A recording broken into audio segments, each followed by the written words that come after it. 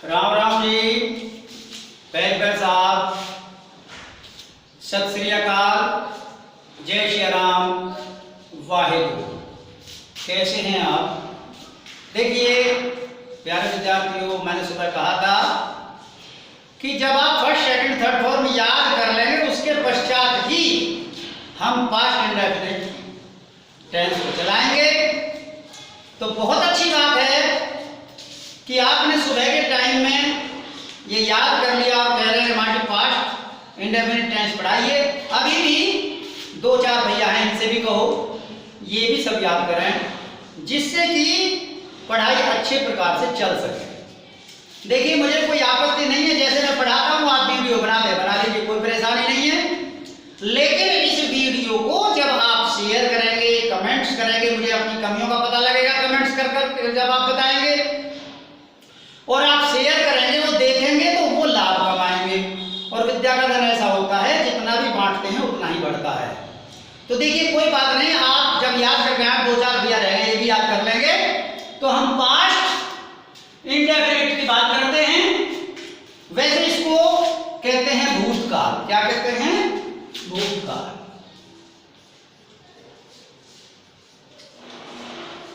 यानी कि जो समय बीत गया उसको कहते हैं हम पास्ट। अब पास्ट में हम इंडेफिनिट लेके चल रहे हैं तो इसकी पहचान क्या है? आपकी किताबों में भी लिखा हुआ है, हम भी बताते हैं, मास्टर जी ने भी बताया कि जिन हिंदी वाक्यों के अंत में, देखिए मुझे लिखने की आवश्यकता नहीं है, मैं लिख दूं, चलिए मैं लिख भी देता हूं, ऐसी कोई बात नहीं है।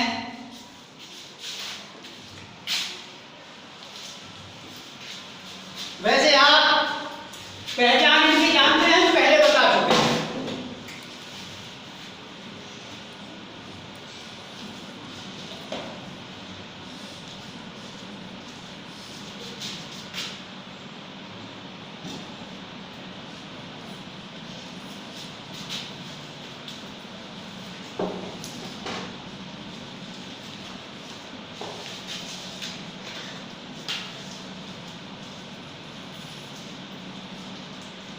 जिन हिंदी वाक्यों के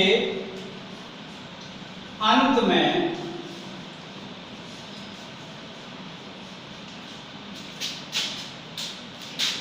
था, थी, थे, सका, चुका आदि शब्द आते हैं,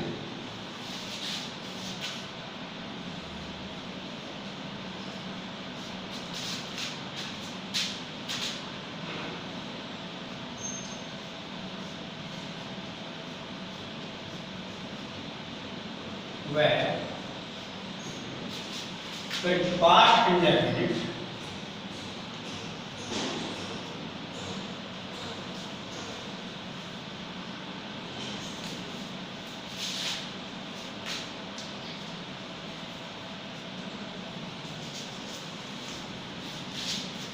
इंडेफिनिट टेंस कहलाता है।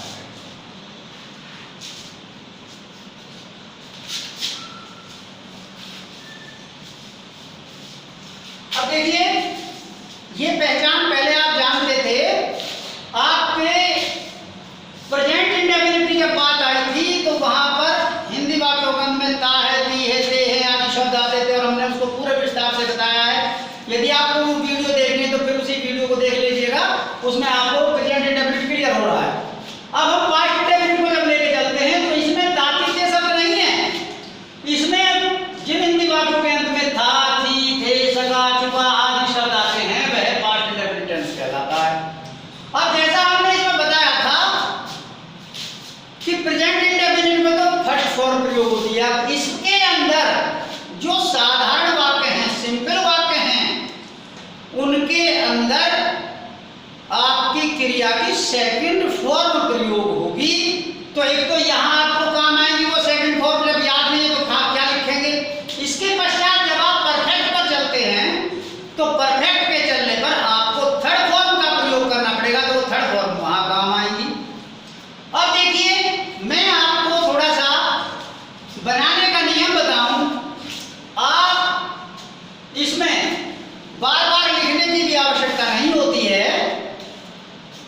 मैं आपको बता भी चुका हूं मौखिक वैसे कई बार। इसको मिटा दे।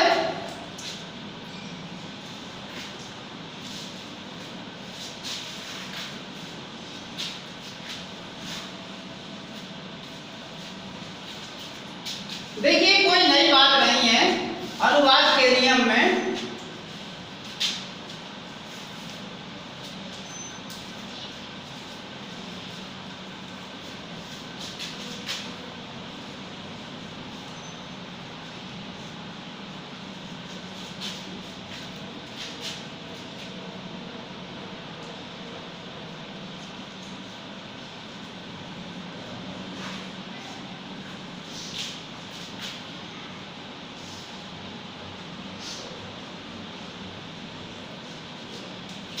इस प्रकार के साधारण वाक्यों में वर्ब की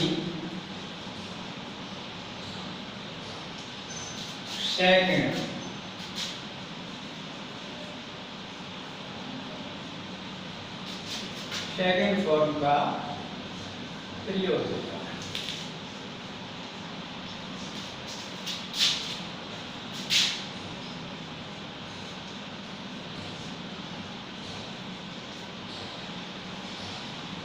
इसे जब कुड COULD कुड या वुड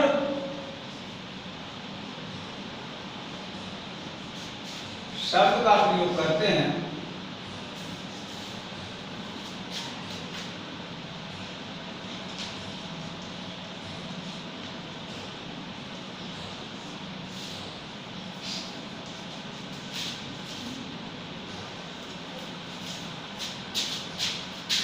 तो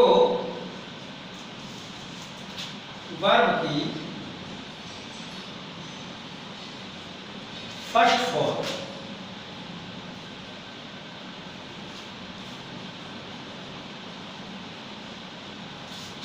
फॉर्म का प्रयोग करना है।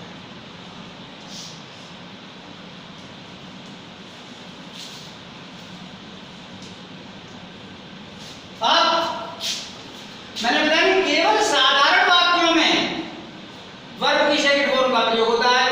कैन के स्थान पर हम कुड लगाते हैं, कुड या वुड शब्द का जब प्रयोग करते हैं तो वहां पर हम वर्ब की फर्स्ट फॉर्म ही लगाते हैं, सेकंड फॉर्म नहीं लगाते हैं। और नकारात्मक बनाते समय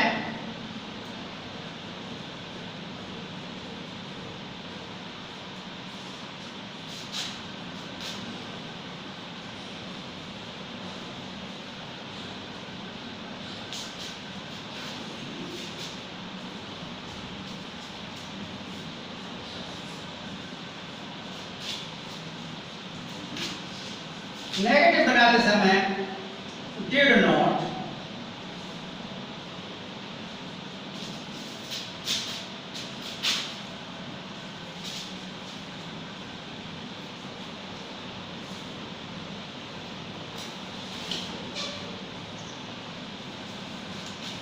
डिड नॉट का प्रयोग करते हैं। इसमें भी वर्ब की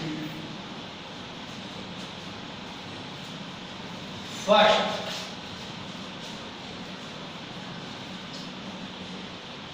फॉर्म ही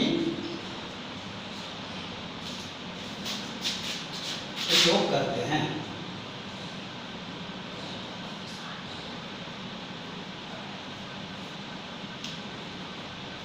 अब आप कहेंगे कि इसमें फर्स्ट फॉर्म आ गई, तो देखिए जब नकारात्मक में आपने डिड नॉट का प्रयोग किया है तो डू की सेकंड फॉर्म स्वयं डिड है।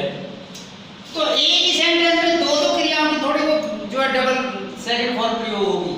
तो जहां ये डिड आ जाता है, डिड के साथ भी वर्ब की फर्स्ट फॉर्म का प्रयोग करते हैं इस पास्ट इंडेफिनिट के अंदर। अब और कोई इससे ऐसी समस्या हो आपके सामने तो बताइए।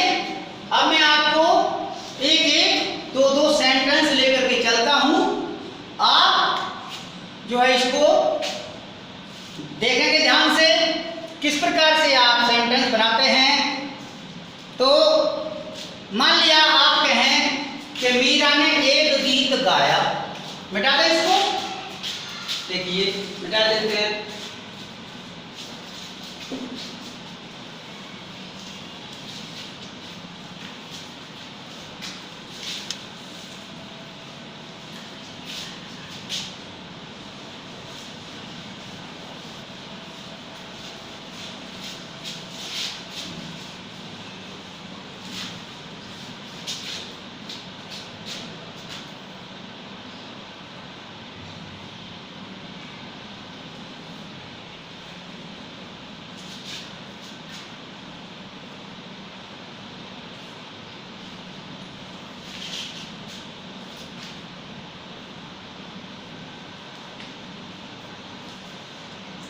मीरा ने एक गीत गाया। तो अब आप जानते हैं गीत की अंग्रेजी, गाने की अंग्रेजी जानते हो कि नहीं। अब वैसे तो हम कहें कि वह एक गीत गाता है, वह एक गीत गाता है, तो क्या बनाते हैं आप, ही सिंग्स ए सॉन्ग, बनाते हो कि नहीं। अब इसमें आ गया कि मीरा ने एक गीत गाया, तो मीरा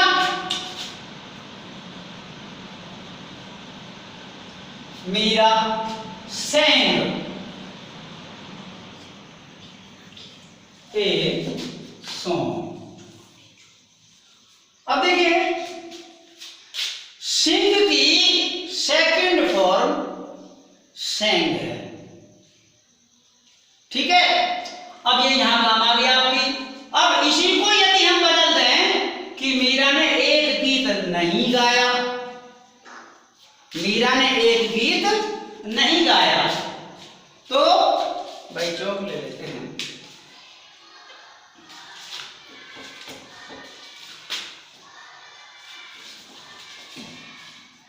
मीरा ने एक गीत नहीं गाया,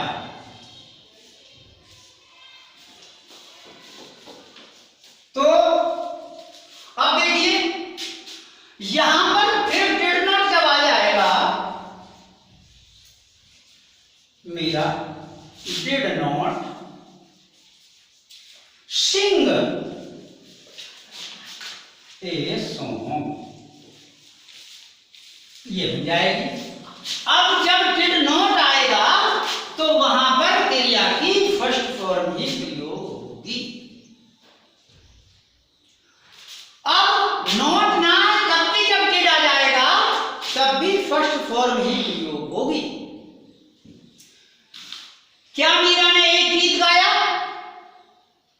क्या मीरा ने एक गीत गाया, तो कैसे बनाओगे, जैसे वहां तुम कहते थे कि क्या वह जाता है, क्या वह जाता है, तो कहते थे डज ही गो, समझ में बात आई। अब इसी प्रकार से अब इसमें सेंटेंस पूछ रहा है कि मीरा ने एक गीत नहीं गाया, तो Meera did not sing a song, और क्या मीरा ने एक गीत गाया, तो कैसे बनाएंगे, डिड पहले लिख लीजिए हिंदी में, क्या मीरा ने एक गीत गाया। अब इसमें आपको प्रश्नवाचक चिन्ह इंटरोगेटिव मार्क लगाना जरूरी होता है। हिंदी में इसको प्रश्नवाचक चिन्ह कहते हैं, इंग्लिश में इंटरोगेटिव मार्क कहते हैं। तो क्या मीरा ने गीत गाया, तो शुरू में आ गया, तो शुरू में क्या कौन कब कैसे आ जाता है, तो उसमें हम डूडल का प्रयोग करते थे, इसमें डिड का प्रयोग करते हैं, एक वचन के साथ ही बहुवचन के साथ। तो डिड मीरा सिंग सॉन्ग बन गया। तो अब आपको समझ में आ गया होगा। अब इसमें वही नियम यहां भी लागू होता है कि मीरा ने एक गीत क्यों नहीं गाया, इंटरोगेटिव नेगेटिव जिस प्रकार से प्रेजेंट में बताया था हमने, यहां भी वही चीज आ सकती है। मीरा ने एक गीत क्यों नहीं गाया। अब देखिए, तो इसमें जिस प्रकार से उसमें सबसे पहले प्रश्नवाचक शब्द की अंग्रेजी लगा देते, यहां भी वही नियम है, कोई दिक्कत नहीं है। तो सबसे पहले वाई लगाइए, भाई। अब वहां डू लगाते थे या डज लगाते थे, यहां डी आएगा, तो भाई did, why did Meera not sing a song. Why did Meera not sing a song. अब देखिए, मैंने हर प्रकार का वाक्य आपको समझा दिया पास्ट इंडेफिनिट के अंदर। केवल आपको यह ध्यान रखना है कि जब साधारण वाक्य है तो वहां पर मैंने वैसे अनुवाद के नियम भी आपको लिखवा दिए हैं। कुड गुड के साथ भी क्रिया की फर्स्ट फॉर्म प्रयोग होती है, और यदि डिड आ जाए या डिड नॉट आ जाए तो वहां भी क्रिया की फर्स्ट फॉर्म प्रयोग होती है। केवल साधारण वाक्य में, जैसे मीरा ने एक गीत गाया, उसने ताजमहल देखा, हम वहां गए, तो सीधे वाक्यों में आपकी क्रिया की फर्स्ट फॉर्म लगेगी, तो ये सॉरी क्रिया की सेकंड फॉर्म लगेगी, और बाकी सब में फर्स्ट फॉर्म लगेगी। तो इस प्रकार से आपकी किताबों में हर प्रकार के सेंटेंस हैं। अब देखिए, आपको एक आदत पड़ी हुई है कि सारा काम मास्टर जी ही करें। मैं आपको आज ये जो मैंने पास्ट इंडेफिनिट टेंस शुरू किया है, इसके साधारण वाक्य भी, इसके नेगेटिव भी, नकारात्मक भी, और इंटेरोगेटिव भी और इंटेरोगेटिव नेगेटिव भी, जितनी एक्सरसाइज दी हुई हैं सभी की कल आप अपनी उत्तर पुस्तिका पर हिंदी की इंग्लिश बना के लाएंगे, इंग्लिश की हिंदी बना के लाएंगे। और जो भी आप गलत करके लाते हैं कोई परेशानी नहीं है, गलती यहां पर ठीक कर दी जाएगी, लेकिन आपको समुद्र में कूदोगे जब भी तो तैरना आएगा। जब आप बनाएंगे नहीं तो आएगा कहां से। अब मैं देखूंगा कल कुछ भैया यहां पर फर्स्ट फॉर्म लगा के लाएंगे या सेकंड लगा के लाएंगे, मैं आपको पहले बता रहा हूं, क्योंकि आपको एक आदत पड़ी हुई है गलत काम करने की, तो उसको छुटाने के लिए आपको पहले इसमें करना पड़ेगा। जब गलती नहीं होगी तो सुधार कहां से होगा, करोगे नहीं तो गलती होगी कहां से, तो पहले करना होगा। करने में गलती हो जाती है, यहां सुधार हो जाएगा। तो इस प्रकार से हम कल, आज हमने आपको आपके कहने से अभी 2-4 भैया रह रहे हैं, यदि कल करके आएंगे फर्स्ट सेकंड थर्ड फॉर्म, क्योंकि इसके पश्चात हमें फिर परफेक्ट पढ़ाना है, उसमें थर्ड फॉर्म प्रयोग होगी। तो आज हम आपको ये एक्सरसाइज दे रहे हैं, किताबों के अंदर जितनी भी एक्सरसाइज हैं आपकी अभ्यास हैं, ये सब के सब जो है साधारण भी और नकारात्मक भी, प्रश्नात्मक भी और प्रश्नात्मक नकारात्मक भी, सारे सेंटेंस बना के लाने हैं। अब आपको यदि ये थोड़ी सी भी बातें अच्छी लगती हैं तो अपने दोस्तों में शेयर कर दीजिए। कोई कमी आ गई है तो कमेंट से लिखिए। हम सभी का स्वागत करते हैं, गांववासियों का, जो भी हमारी वीडियो देखते हैं, देखें, लाभ कमाएं। हमारी कमी है तो हमें बताएं, हम कल फिर इसको विस्तार से बता के चलेंगे। आप सभी का स्वागत है इस उत्तम शिक्षा सदन सैदपुर चैनल पर। गांव वालों से बता दो, हिचकिचाओ मत, डरो मत। जब आपको मीनिंग याद है कि जाके फर्स्ट सेकंड थर्ड फॉर्म याद है, तो आपने जिस प्रकार से प्रेजेंट में आप पारंगत हो गए, उसी प्रकार से इसमें भी पारंगत हो जाओगे, ये मेरा दावा है। आप बस मेहनत करनी सीख लीजिए। आप जब कूद जाओगे तालाब में, नदी में, समुद्र में, कहीं भी, तो तभी तो तैरना सीखोगे। तो आप ये सब बना के लाएंगे। मैं इसी के साथ यही ये छोटी वीडियो बना रहा हूं, जिससे आप कुछ थोड़ा सा करके लाएं, क्योंकि कुछ भैया भी परेशान है कि जी फर्स्ट सेकंड थर्ड फॉर्म याद नहीं हुए, ज्यादा नहीं, 2-4 बालक हैं, ये करके ले आएंगे कल और कल फिर विस्तार से बता देंगे। हमारा कुछ भी तेल नहीं फूकता है, हमको तो बोलना शुरू करना। इस बकवास से जो भी आप सीख सकते हैं सीख लीजिए। हमारे पास और कुछ नहीं है, हमारे पास अपने गुरुओं का दिया हुआ आशीर्वाद है। हम भी वही चीज आपको देना चाहते हैं, तो आप अंग्रेजी में कमजोर नहीं रहोगे। यहीं पर मैं आपकी वीडियो समाप्त करता हूँ। जय हिंद, जय भारत।